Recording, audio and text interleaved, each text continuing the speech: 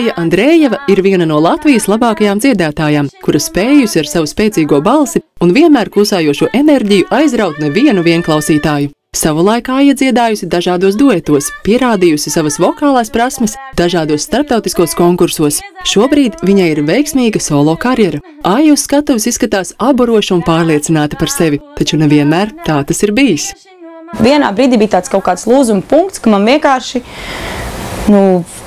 kļuva bail patiesībā nevis no skatuves kā tādas, bet es sapratu pēc tam, ka tas man bija bail no auditorijas.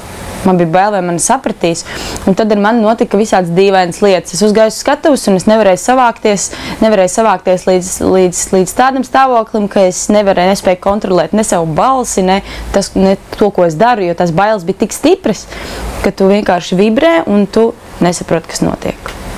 Un tad es satiku tad man viens mans draugs, viņš man teica tā, Aija, paskaties uz tām bailēm un pasmējies par viņām. Un dari, kas tev jādara. Labi, tas nenotika vienā dienā, es paskatījos un pasmējos, bet kaut kādā veidā vienkārši mēģinot saprast sevi, no kurienes tas viss nāk.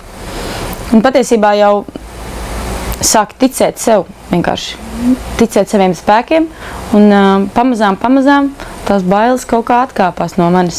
Tagad ir tāds patīkams uztraukumiņš, bet citreiz mazāk patīkams, bet viņš ir, un tas ir veselīgs uztraukums. Tās nav vairs tās paniskās bailes no skatuves, no cilvēkiem.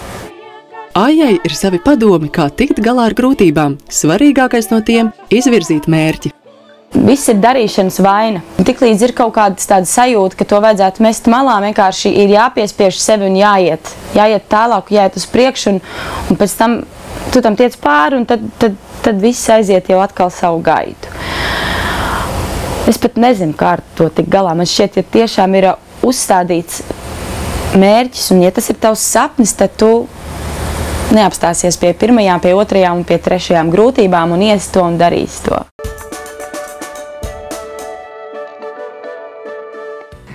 Toms Alsbergs ir 3-kārtais pasaules čempions minidromu sacensībās fiksīšiem. Ar fiksētā pārnesuma velosipēdu, jeb fiksīti, sācis braukt jau tad, kad Latvijā tas vēl nebija īpaši populāri. Savu pirmo fiksīti līdzis kopā pats no veciem padomju laika divriteņiem. Piedalīšanās sacensībās bijusi iespēja pamēģināt kaut ko jaunu, un izrādījies, ka pirmajās sacensībās Toms bijis pavisam tuvu goda piedestālam.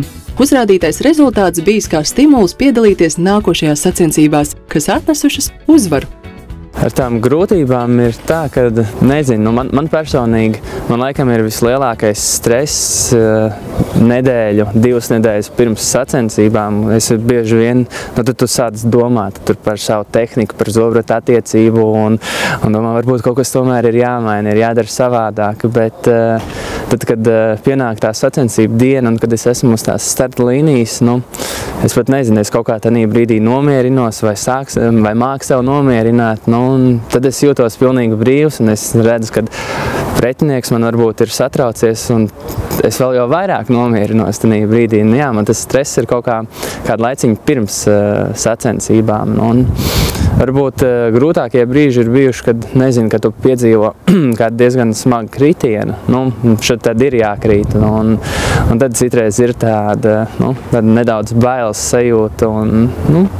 Bet man tā ideja ir laikam, kad ja es krītu, tad man ir mērķis uzreiz piecelties un uzreiz vienkārši kaut vai nobraukt, kaut vai pabeigt to braucienu, jo citādāk, ja es to neizdaru, tad pēc dienas, 2 vai pēc nedēļas man būs vēl grūtāk nekā tādā brīdī uzreiz pieceļoties. Toms ir lepns, ka var nest Latvijas vārdu pasaulē darīdams to, kas pašam ļoti patīk, sagādādams prieku sev un citiem. Toms arī organizē pasaules līmeņa sacensības Latvijā, uz kurām sabrauc pasaules labākie sportisti. To visu paveikt Tomam palīdzējusi paša radīta veiksmes formula.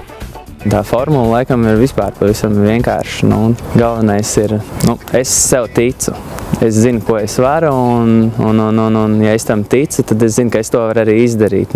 Galvenais ir noticēt sev un vienkārši iet un darīt. Varbūt jauniešiem bieži vien ir tā problēma, kad, cik es redzu, ir kaut kādi čaļi, kas braukā ar BMX-iem vai skeito vai vienalga ričuku brauc, kad dažreiz liekas, kad viņiem vajag uzšaut pa pakaļ, lai kustētos, lai darītu, kad tu zini, ka tu vari vairāk darīt un to izdarīt līdz galam un kārtīgi.